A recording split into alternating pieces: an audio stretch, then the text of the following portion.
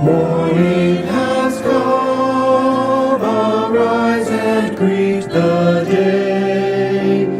Dance with joy and sing a song of gladness. The light of hope it shines upon each face.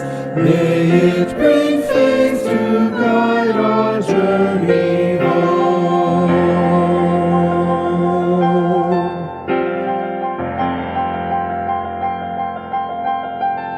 A new day dawns, once more the gift is given. Wonder fills this moment shared together.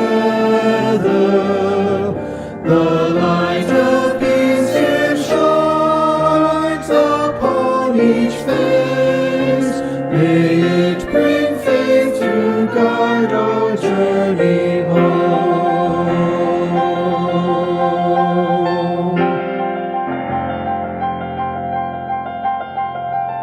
Open our eyes to see that life abounds. Open hearts to welcome it among us. The light of love it shines upon each face. May it bring faith to guide our journey home.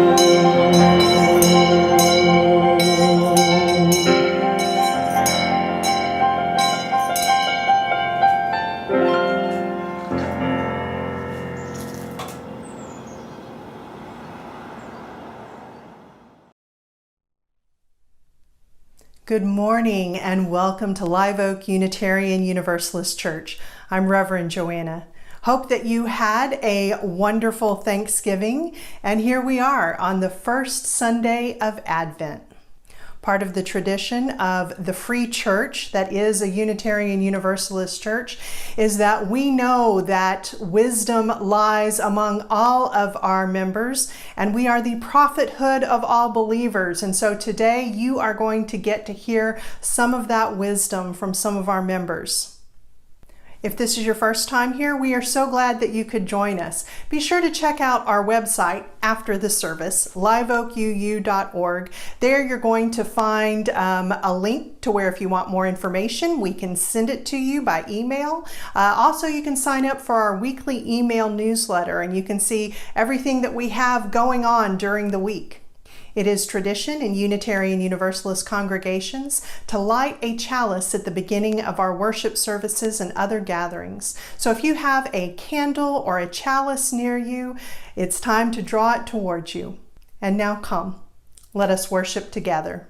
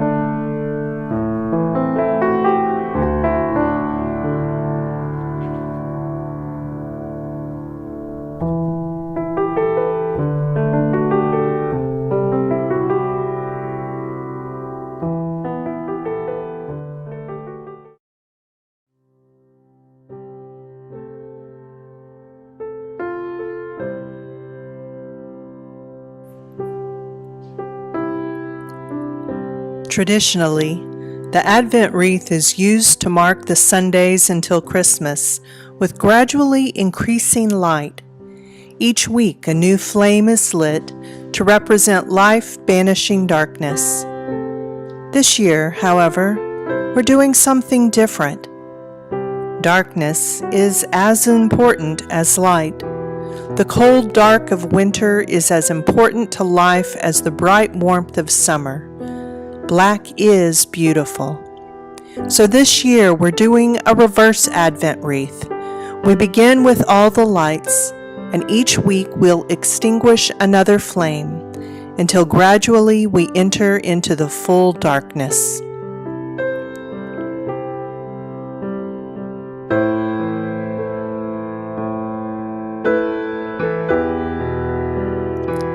Today, we honor the gift of rest and healing.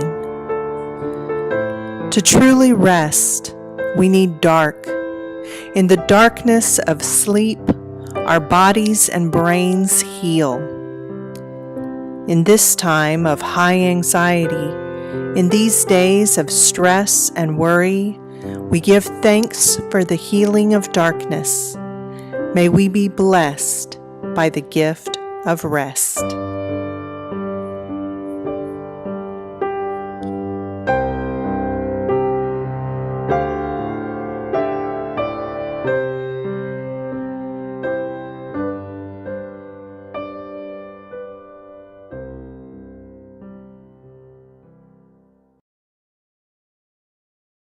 Bright morning star arising, bright morning star arising, bright morning star arising.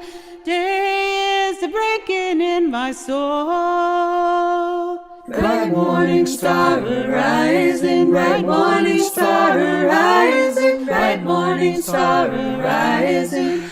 Day is breaking in my soul. Rise up from morning slumber, rise up from morning slumber, rise up from morning slumber. Day is breaking in my soul. Rise up and hear your calling, rise up and hear your calling, rise up and hear your calling. Day is breaking in my soul. Oh, lift your voice to heaven, oh, lift your voice to heaven, oh, lift your voice to heaven. Day is breaking in my soul. We'll build this faith together, we'll build this faith together, we'll build this faith together. Day is breaking in my soul. Bright morning star arising, bright morning star arising, bright morning star arising. Day is breaking in my soul.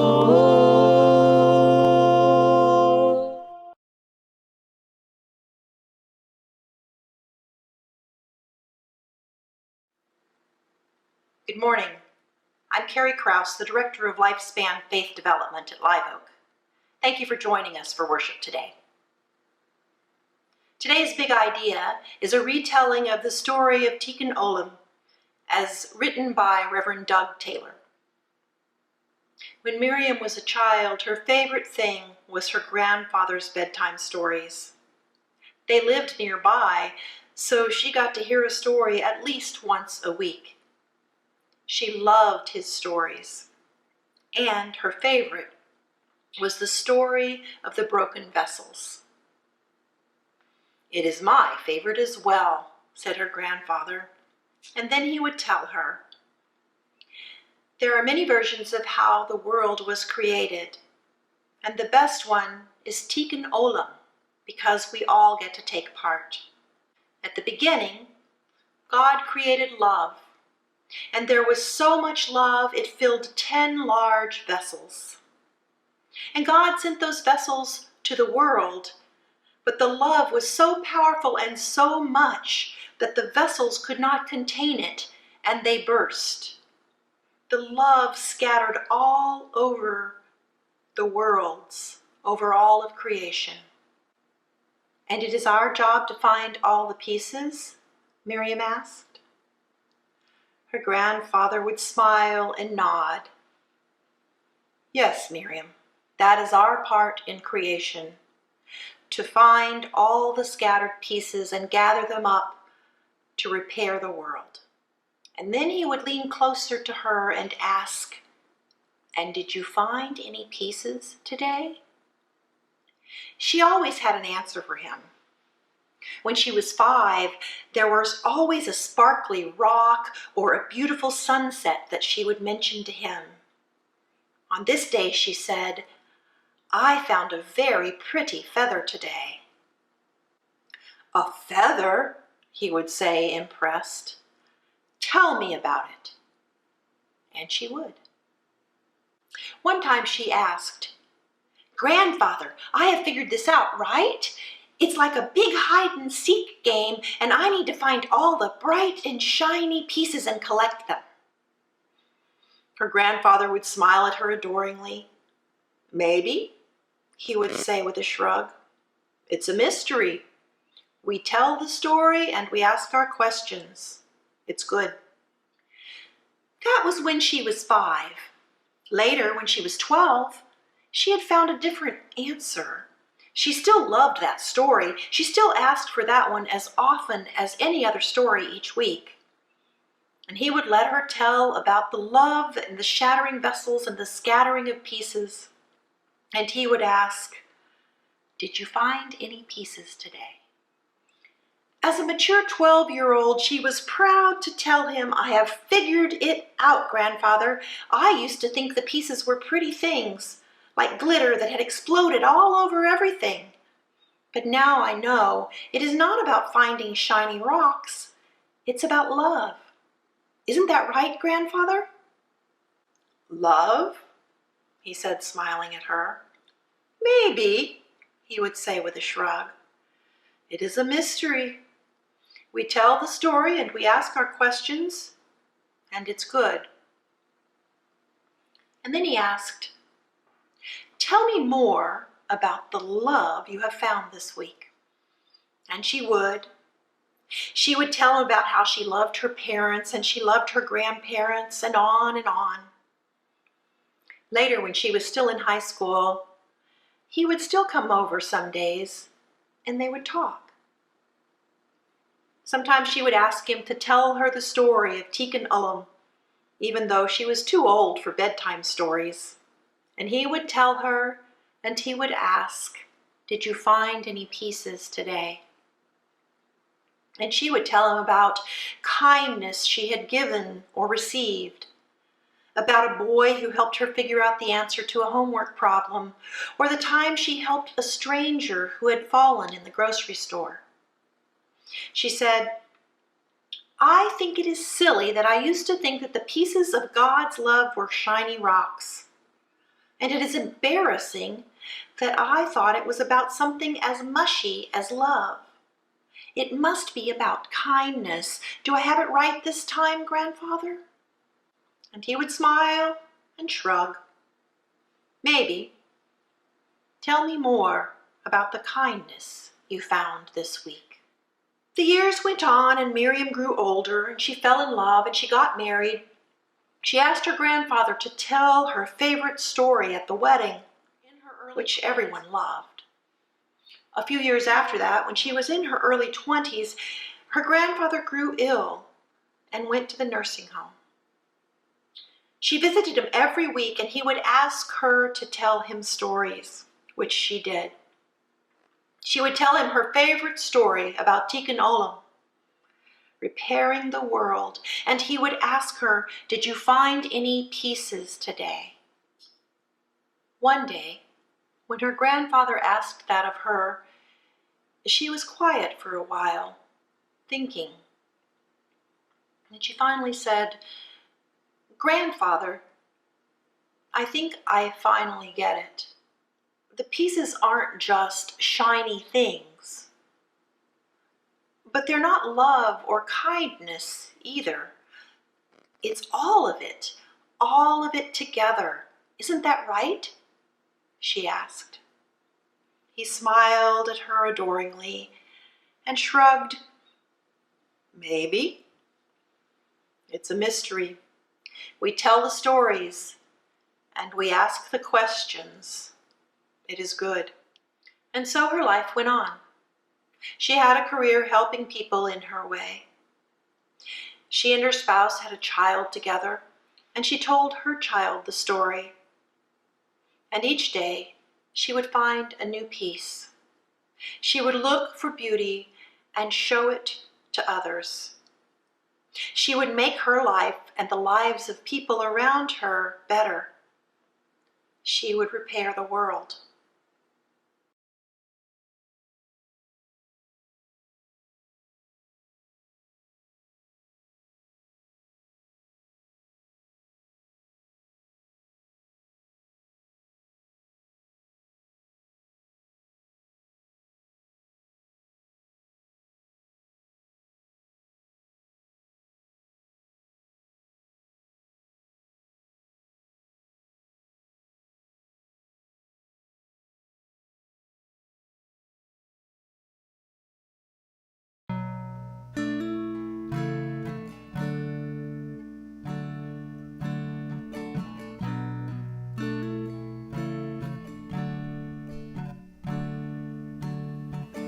This is the sound of one voice, one spirit, one voice, the sound of one who makes a choice. This is the sound of one voice. This is the sound of one voice.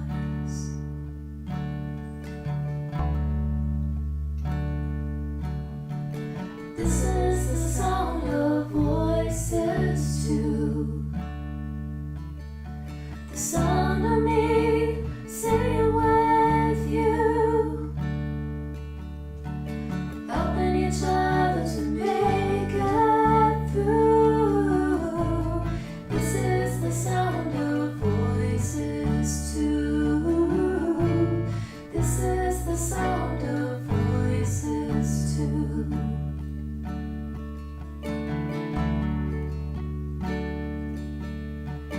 This is the sound of voices three,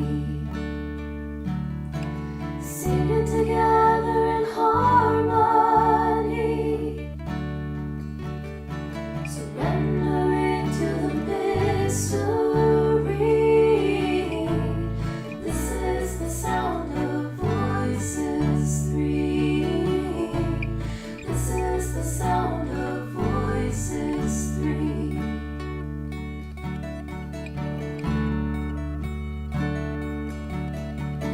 This is the sound of all of us, singing with love and the will to trust.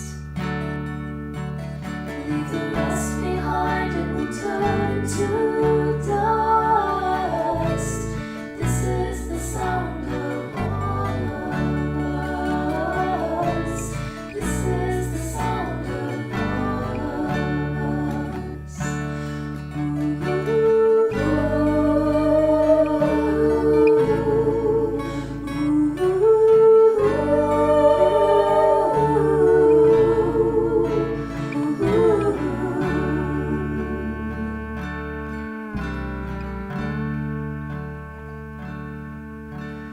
This is the sound of one voice, one people, one voice, a song for every one of us.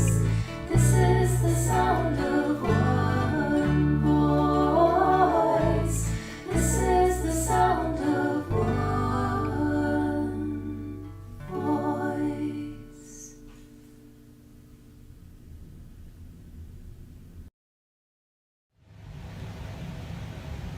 This reading is from Love as the Practice of Freedom by Bell Hooks. In this society, there is no powerful discourse on love emerging either from politically progressive radicals or the left. The absence of a sustained focus on love in progressive circles arises from a collective failure to acknowledge the needs of the spirit and an overdetermined emphasis on material concerns. Without love, our efforts to liberate ourselves and the world community from oppression and exploitation are doomed. As long as we refuse to address fully the place of love in the struggles for liberation, we will not be able to create a culture of conversion where there's a mass turning away from an ethic of domination. Choosing love, we also choose to live in community. And that means we do not have to change by ourselves. We can count on critical affirmation and dialogue with comrades walking a similar path.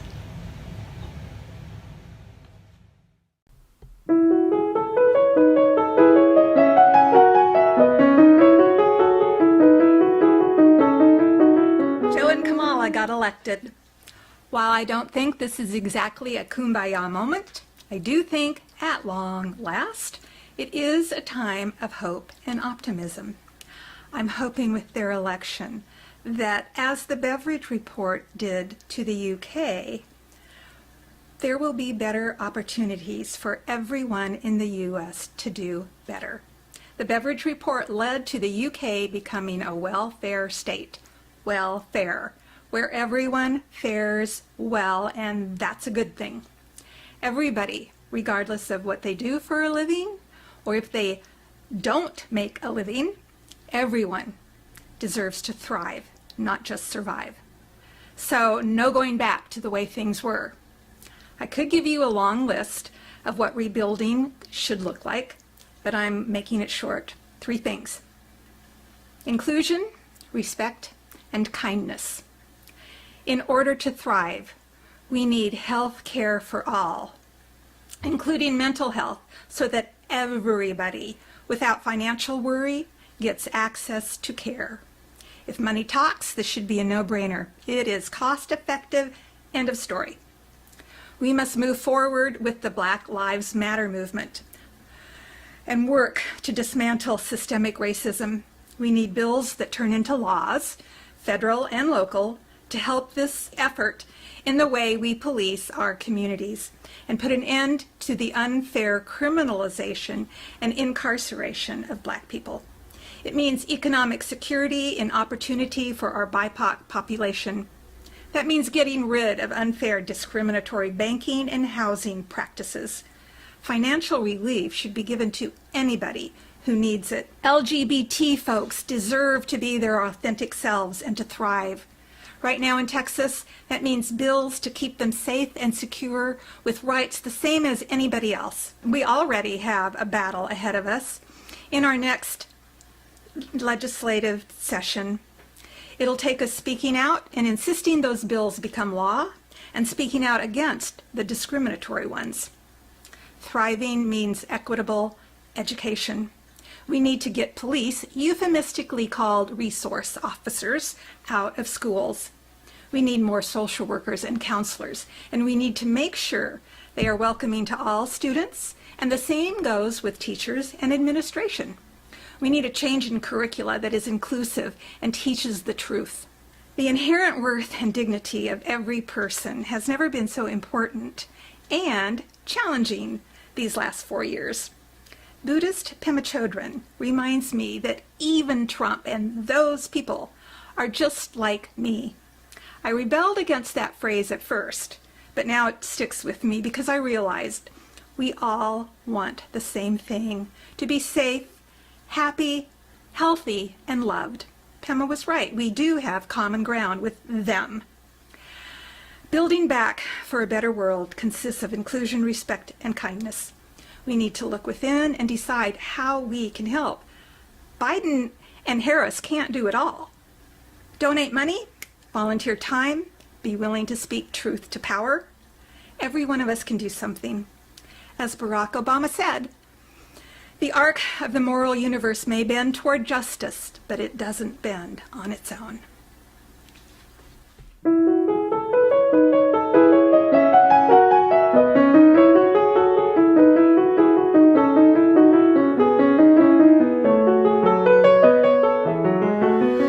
It took me some time to pick apart and digest a vision for where our country should be headed. The things that I want all come back to the inherent worth and dignity of each and every person. I want to see each person respected for who they are. I want to see the language of identify as to fall by the wayside. They do not identify as women, they are women. They do not identify as men, they are men. They do not identify as non-binary, they are non-binary. The inherent worth and dignity of each person is honored when they are who they are. When restrooms are for emptying one's bladder and one's bowels, and there's no controversy and no threat to do so. The inherent worth and dignity of each person is attained when mental health is made a priority and the stigma is removed.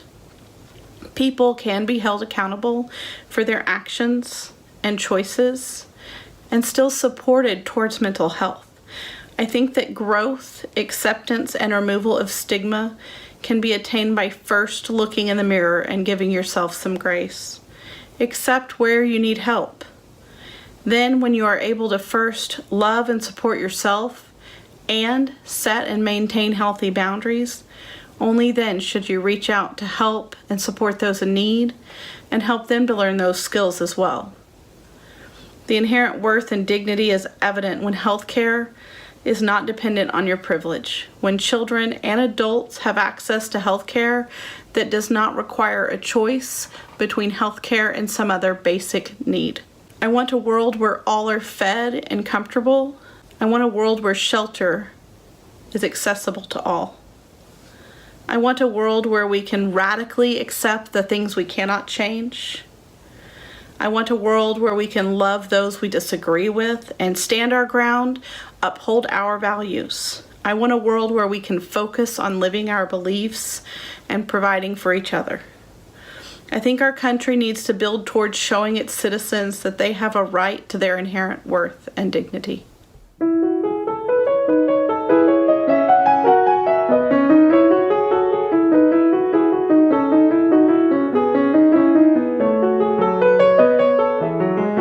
Dreams of a better world.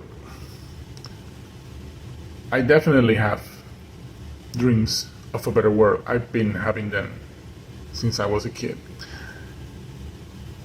And based on the recent events, I will have to say that hope came back in a certain way. But it also hit me in the face right before I was recording this. I was thinking about what exactly I was dreaming for a better world. What was that world looking for? I mean, how that world looks in my mind, right? So when I do that exercise, and it came to my mind that I want a world full of laughs, particularly for my kids, and that's actually what hit me in the face, because I was asking myself, who am I being to accomplish that? And it turns out I'm not being who I should be to accomplish that. Yes, it's important to dream about a better world, but it's more important to know exactly what we want in that better world, so we can be whoever we need to be to get the world to be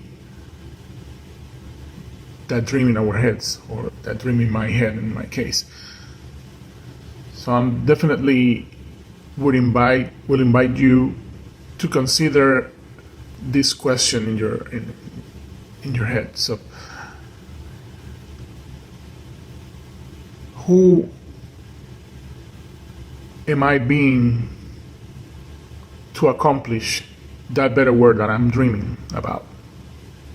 Because it's not a matter of what am I doing, it's a matter of who am I being to make the world a better place, to actually make the world a better place. If I want a world full of laughs for my kids, but I'm not being that funny daddy that they need to be, that they need me to be, how am I gonna make them laugh? So from now on, I definitely going to ask myself, who am I being to make the world that better place that my kids deserve?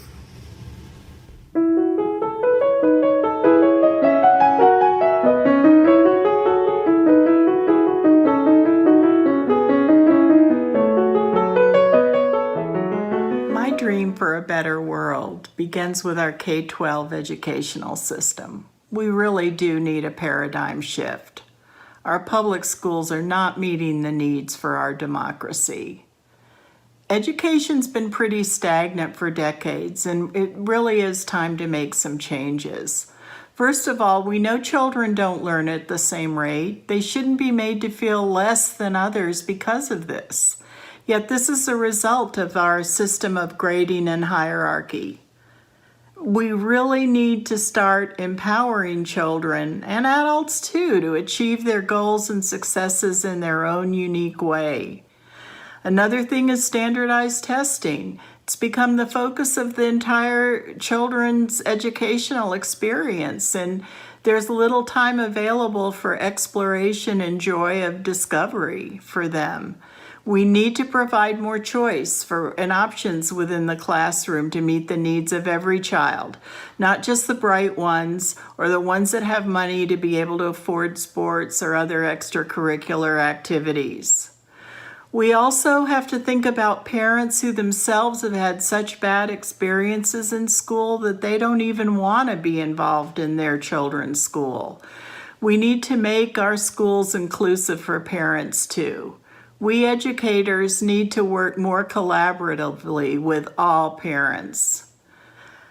Funding, too, for schools, it's always such a continuing problem that schools across the country we know aren't equitable.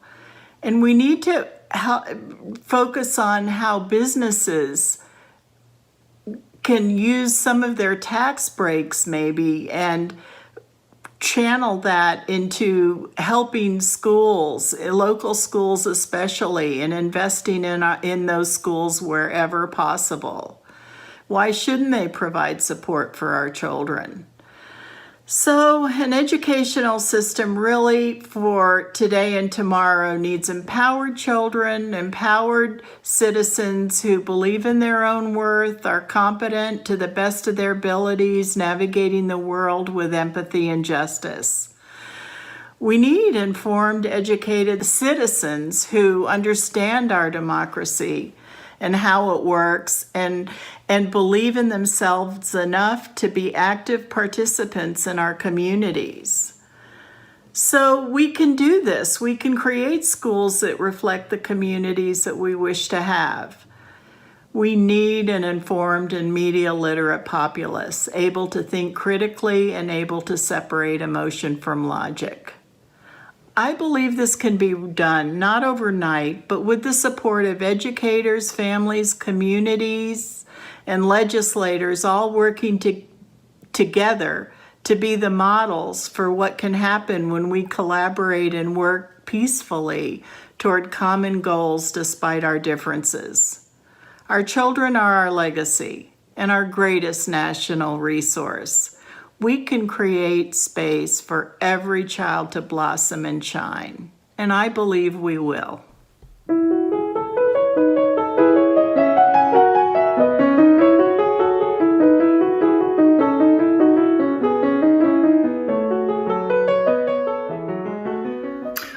to you my version of Dreams of a Better World. I was really reluctant to do this video initially because I'm just not that kind of dreamer. I didn't have a ready picture for what a better world might look like. I could easily describe the world I didn't want. I feel like I've been working in that one for quite some time now. So I went back to review the principles of UU, the Democrat 2020 platform, to see if they would help me get a better picture. And while they did help some, it really wasn't satisfying. I think I was searching for the how and the why that would lead me to a what for this better world. So I was drawn back to a teaching by Thich Nhat Hanh, which I'm sure many of you know. Commenting on the Heart Sutra, he says, if you're a poet, you will clearly see that there's a cloud floating in this sheet of paper. Without a cloud, there would be no rain. Without rain, the trees cannot grow. Without trees, we cannot make paper. The cloud is essential for the paper to exist. If the cloud is not here, the sheet of paper cannot be here either. So we can say that the cloud and the paper inter-are. Interbeing is a word that's not in the dictionary yet. But if we combine the prefix inter with the verb to be, we have a new verb, interbe. Without a cloud, we cannot have paper. So we can say that the cloud and the sheet of paper inter-are. He goes on to mention other things in the paper, the sunshine, the logger who cut the tree, the logger's daily bread, and the logger's mother and father. He goes on to say, when we look in this way, we can see that without all these things, the sheet of paper cannot exist. So reading this passage, I felt something was starting to take shape a bit. And then I thought about the great W.B. Yeats line that goes, in dreams begins responsibility. In dreams begins responsibility. So in my better world, after successfully resisting what is to be resisted, we would keep caring about things and each other. That was the reason we resisted in the first place, right? And because we care, we work for equity and equality, for fairness and justice and mercy a little bit every day, some days more. In my better world, kindly, compassionately, and steadfastly would be our adverbs, our hows, helping us see, feel, and remember the why of this better world, our interconnectedness, the interdependent web of all existence, knowing that what happens to you happens to me, even if you're really different from me, we're connected. And we're connected not only to the good in this world, but also to the bad. In this dream of a better world, we remember that the balance between good and bad is never guaranteed, as we once thought it to be. And that the difficult passage to this better world would help us experience our interconnectedness more fully, more clearly, so that we enhance it, honor, and cherish it. In my dream of a better world, the what would be, because we inter-are, we compassionately, kindly, and steadfastly turn some nouns into verbs.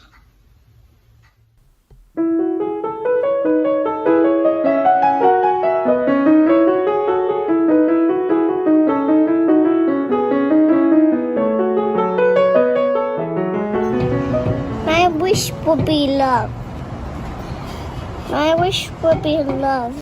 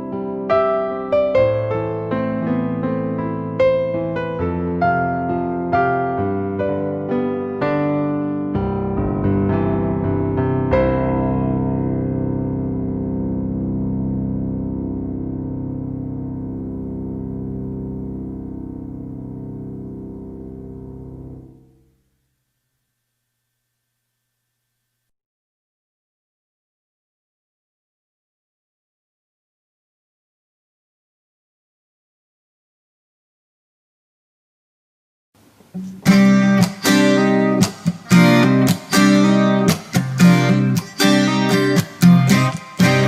are building a new way. We are building a new way. We are building a new way. Feeling stronger every day. We are building a new way. We are working to be free. We are working to be free. We are working to be free. Hate and greed and jealousy. We are working to be free. We can feed our every need. We can feed our every need. We can feed our every need. Start with love, that is the seed.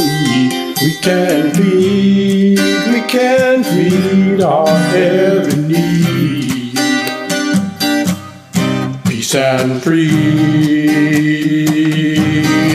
is our cry. Peace and freedom is our cry.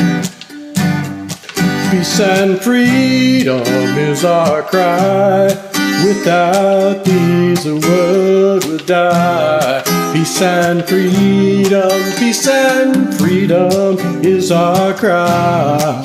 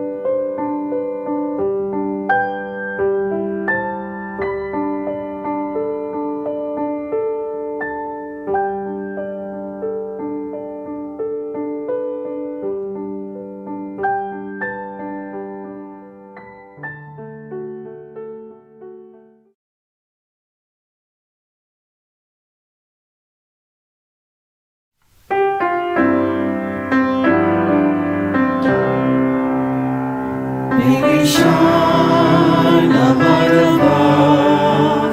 May we shine a light of love. With every thought, with every step we take, may we shine a light of love.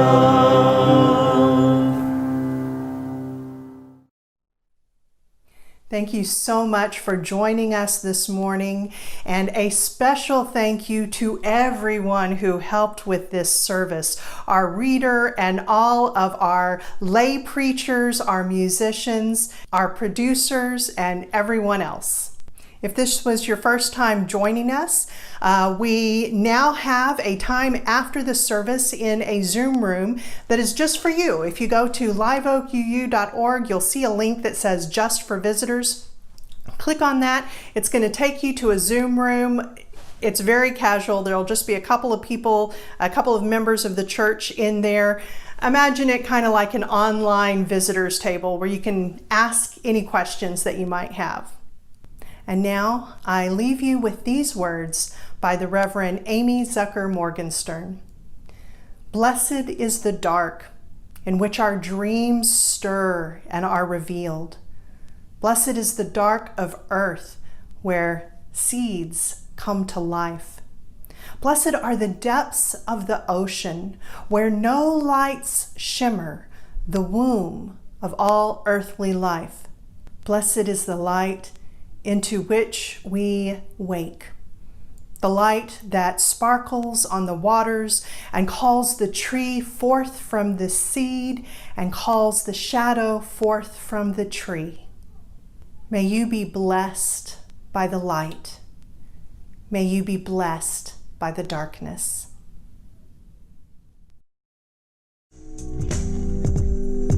Soon the day will arise when we will be together, and no longer will we live in fear.